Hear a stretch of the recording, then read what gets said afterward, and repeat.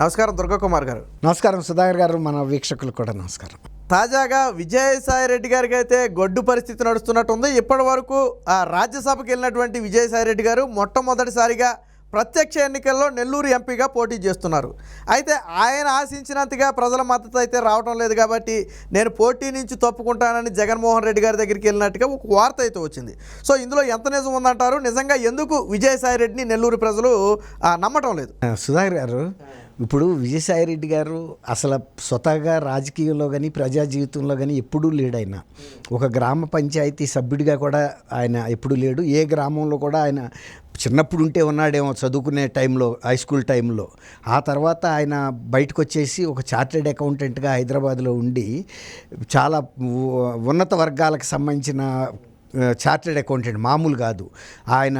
దేశంలోనే అత్యంత పెద్ద కుంభకోణమైన జగన్మోహన్ రెడ్డి గారి అక్రమ ఆస్తుల కేసుకు సంబంధించిన సూట్ కేసు, బ్రీఫ్ కేస్ కంపెనీలు, మనీ లాయిటరింగ్ ఇలాంటి పెద్ద పెద్ద ఇష్యూస్లో ఇన్వాల్వ్ అయిన వ్యక్తి అంటే ఆయన్ని మీరు అర్థం చేసుకోండి. ఏ స్థాయిలో ఆయన ఫీజులు ఉంటాయి, ఆయన సంపాదన ఉంటుంది. అలాంటి అక్రమాల్లో షేర్లే తీసుకుంటారండి, భాగం తీసుకుంటారు, ఫీజు తీసుకోరు. మీకు ఇంత సేవ్ చేశాను, నా షేర్ ఇది, అట్లా షేర్గా తీసుకుంటారు. అలాంటి పెద్ద కుంభకోణంలో A2గా ఉన్నాడు, అన్ని కేసుల్లోనూ A2గా ఉన్నాడు. అటువంటి వ్యక్తి ప్రజా జీవితంలో కాకుండా పూల పాన్పులో నడిచి వెళ్ళిపోయినట్టుగా రాజ్యసభకి వెళ్ళిపోయాడు. ఇక్కడ CMO ఆఫీసు, అక్కడ PMO ఆఫీసు, ఇద్దరికి రెండింటికి ఈజీగా వెళ్ళిపోయే పరిస్థితి. కానీ ప్రజా జీవితంలోకి వెళ్ళటం, ప్రజల్లో మమేకమై గెలిచి రావటం అనేది చాలా కష్టం. ఆయన మంగళగిరిలో లోకేష్ గారు ఓడిపోతే అది ఎంత వ్యంగ్యంగా మాట్లాడాడంటే, ప్రజా జీవితంలో గెలిపోవటంలో అనేది రేపు ఆయనకైనా అంతే, అంతవరకే. అవును, ఎవరికైనా గెలిపోవటం. కామరాజ్ నాడార్ కూడా ఓడిపోయాడు, ఇందిరాగాంధీ కూడా ఓడిపోయింది. అవును, అలా ఎవరు ఎంత పెద్ద నాయకులైనా, మన మమతా బెనర్జీ కూడా ఓడిపోయింది. అక్కడ ఎంత పెద్ద నాయకుడైనా ఒకసారి గెలుస్తారు, ఒకసారి ఓడిపోతారు. అది ప్రజల తీర్పు. మనం డబ్బులతోనో లేకపోతే మనం గుద్దుకునేది కాదు కదా. అట్లా ఓడిపోయినప్పుడు అంత వ్యంగ్యంగా మాట్లాడాడు. ఇప్పుడు ఇంత పెద్ద వ్యవహారకర్త రేపు మన శాసనసభ్యులు, పార్లమెంట్ సభ్యుల పనితీరుని కూడా సమీక్షించే బాధ్యత ఈయన తీసుకున్నాడు అనేక ప్రాంతాలకి. తర్వాత వైజాగ్ ప్రాంతానికి పరిశీలకుడిగా, పార్టీ నిర్మాణకర్తగా ఉన్నాడు. అవన్నీ వేరు. అవి ఏంటంటే, ఇప్పుడు ధర్మాన ప్రసాదరావు చెప్పాడు కదా, ఇక్కడికి కడప నుంచి గద్దల్లాగా వాలిపోయి భూముల్ని కొట్టేయటానికి వచ్చారు వీళ్ళు, సుబ్బారెడ్డి అని ఇంకొకడని. అది భూముల్ని కొట్టేసినంత ఈజీ కాదు. ప్రజల యొక్క మనసుని సోరగొనటం అనేది ప్రజల్లో మమేకమై వాళ్ళకు ఒక నమ్మకం కలగాలి. ఇతను ఏ కష్టం వచ్చినా నష్టం వచ్చినా మన తరపున ఉంటాడు అని. ఇప్పుడు ఈయనకి టికెట్ ఇచ్చారు. అసలు యాక్చువల్గా ఈయనకి జగన్మోహన్ రెడ్డి గారు కూడా టికెట్ సామాన్యంగా ఇచ్చే పరిస్థితి రాదు. ఎందుకంటే ఈయన పరిమితులు ఏంటో జగన్మోహన్ రెడ్డి గారికి తెలియని కాదు. ఆయన ప్రభాకర్ రెడ్డి గారు ఉన్నాడు కదా, వేమిరెడ్డి ప్రభాకర్ రెడ్డి గారు, ఆయన చాలా పాపులర్ పర్సన్ అక్కడ.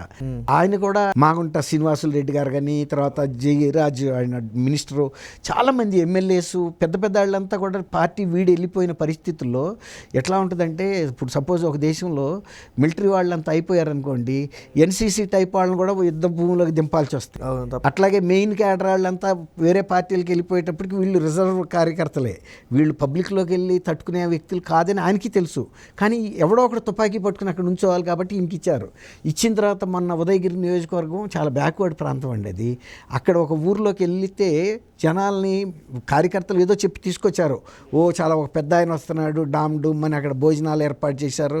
ఈయన కూడా చెప్పారు, అసలు జనం తిరుగులేదు సార్, మీరు కోసం ఎదురు చూస్తున్నారు, అసలు ఎంత ఓటింగ్ రాక కూడా ఆగే పరిస్థితి కనపడతలేదు, ఇప్పుడు మిషన్లు పెడితే కూడా నొక్కేస్తారు అన్నట్టు చెప్పారు.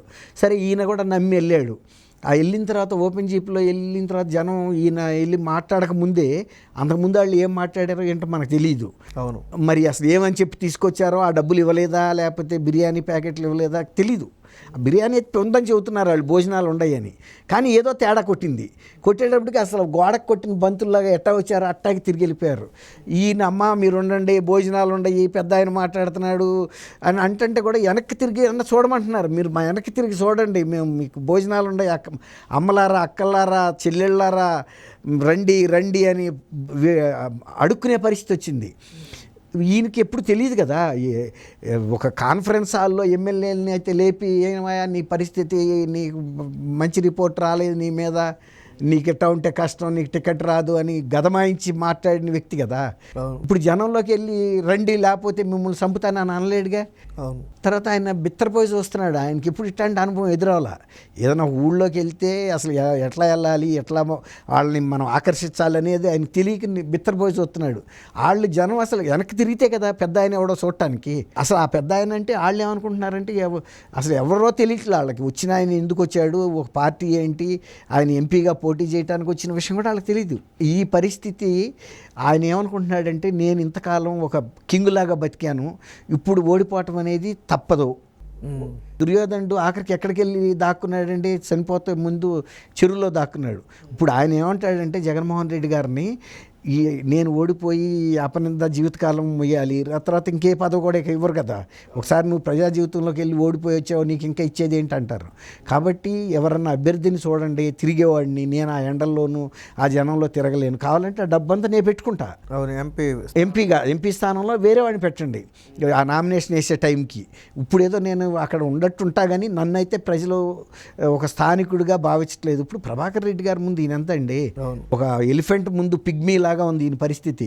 ఆయన ప్రజల్లో మమేకమైన మనిషి అందరూ. తర్వాత ఇంకో స్థానికత ఉంది. ఇంకొక తప్పు ఏం చేశారంటే ఆయన భార్య మీద ఒక అపనింద వేశారండి వీళ్ళు. అది ఎవరు కూడా ఒక ఆడబడుచిన అడగకూడని ప్రశ్న వాళ్ళు అడిగారు. కానీ ఆ ఆడబిడ్డ కూడా చాలా ధైర్యంగా చెప్పింది, అవును నేను ఫలానా భార్య ఇంటి కోడల్ని. ఎవరు శ్రీనివాసులు రెడ్డి గారి అక్క చెల్లిలో ఏ ఇంటి కోడలో ఆ ఇంటికి నేను కూడా కోడలుగా వెళ్ళాను అంటే ప్రసన్న కుమార్ రెడ్డి చేసిన దుష్ప్రచారాన్ని తిప్పికొడతానికి చెప్పింది. ఆ ఇంటి కోడలుగా వెళ్ళాను, దురదృష్టవశాత్తు నా భర్త చనిపోయారు, నా పిల్లల బాధ్యతలు అవన్నీ తీరిపోయిన తర్వాత అత్తగారి పర్మిషను పిల్లల అనుమతితోనే నేను ప్రభాకర్ రెడ్డి గారిని చేసుకున్నాను, ఇందులో దాపరికం ఏం లేదు, నేను మీ ఆడబడుచుని, మీ ఆడబడుచులకి ఎట్లాంటి న్యాయం చెబుతారో నాకు కూడా అదే చెప్పండి, ఈ పరిస్థితుల్లో నేను చేసింది ఏం తప్పు ఉందా అని అడిగితే హర్షధ్వానాల మధ్య ప్రజలు ఆమోదించారు. అది అనవసరంగా వాళ్ళు మిస్ఫైర్ అయింది. ఎవరినో కొట్టబోయే బుల్లెట్ తిరిగి మన గుండెలో గుచ్చుకుంటే ఎట్లాంటి పరిస్థితి వచ్చిందో అట్లాంటి పరిస్థితి వచ్చింది. అన్ని రకాల మూసుకొచ్చేసింది. కాబట్టి ఇక ఆయన పోటీ చేసినా ఓడిపోవటమేనండి. ఇక తెలివిగా తప్పించుకుని ఎవడో ఒకడిని అనామకుడిని పెట్టి మమ అనిపించుకుని బయటకు వచ్చే పరిస్థితే కనపడుతుంది నెల్లూరు నియోజకవర్గం.